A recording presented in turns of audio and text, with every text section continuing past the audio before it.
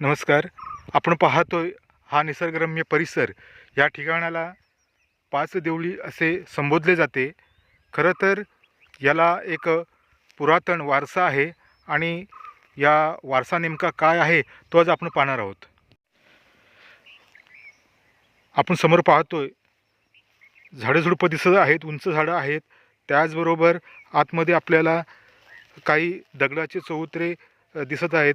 हे खरं तर पाच देवळी हे ठिकाण आहे आणि पाच देवळी म्हणजेच सिवेली, बामणोली, वाघिवरे, गोंधळं आणि बोरगाव या पाच देवस्थानाचं एकत्रित स्थान म्हणून या ठिकाणाला पाच देवळी असं संबोधलं जातं. आपण पाहतोय मोठमोठी वृक्ष या ठिकाणी आपल्याला पाहायला मिळत आहेत आणि या ठिकाणी प्रत्येक देवस्थानाचे उभारलेले जे त्यांना बसण्यासाठी जो चौतरे उभारलेले आहेत ते सुद्धा आपल्याला या ठिकाणी पाहायला मिळत आहेत.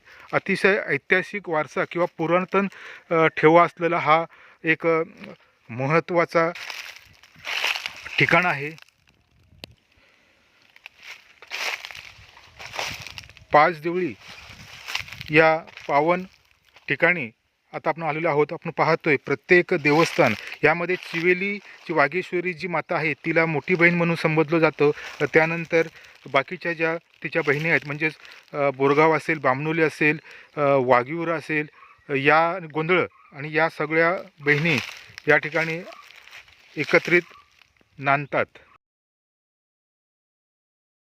या ठिकाणी पूर्वी दाट झाडी होती, प्रचंड झुडपे होते. मात्र काही वर्षापूर्वी या पाच बहिणींची भेट या ठिकाणी घडून आणली होती. त्यावेळी ही झाडी सर्व साफ करण्यात आली. या ठिकाणी चौतरे प्रत्येक देवीच्या नावाने बांधण्यात आले. त्यांच्यावर त्यांची त्या स्तंभावरती नावही प्रत्येकाची कोरण्यात आली. ज्याच्या चौतरा आहे त्या ठिकाणी ती पालखी बसवली होती आणि असा एक ऐतिहासिक सोहळा या ठिकाणी रंगला होता. भविष्यामध्ये सुद्धा असाच या पाच बहिणींच्या भेटीचा सोहळा रंगू शकतो. या ठिकाणी नेहमीच प्रत्येकजण ह्या वाटसरू जाताना नमस्कार करून जातो. पाच गावातील लोकांचे हे श्रद्धास्थान म्हणून पाचदेवळी ठिकाण आजही ओळखले जाते.